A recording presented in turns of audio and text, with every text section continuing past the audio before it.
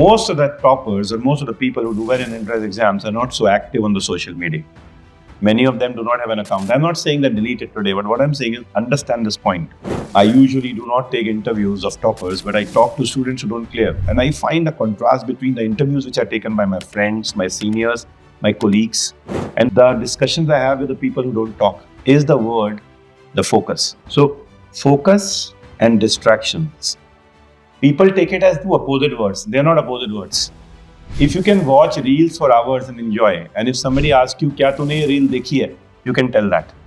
Because that's your interest. You can remember that. They enjoyed it. Either there was humor, there was motivation, or there was something which you loved it, right? But when it comes to focusing the same number of hours on study, you find it so very difficult. Why? Because this is what it is. If you watch Pushpa is a combination of multiple reels. It keeps you engaged throughout the time.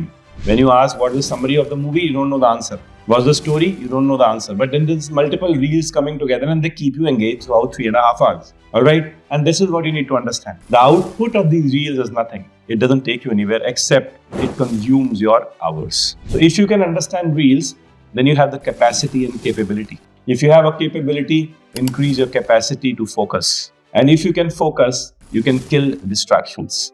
Now you have to understand, you took focus as something as a gift and distraction as an animosity. It's not. When it's focused on a direction, the distraction decreases. You do not feel like doing it. Now the same reels you will decide to see for 5 to 7 minutes a day for rejuvenating your brain, and then you will know where to move out. And here comes a beautiful thing, micro planning. One of my students was All India ranked 32. And he had a very simple thought. Right in the morning, start with revision what you did a day before. Why? Because this is something you don't have to struggle. It will come as natural thing to you a day before.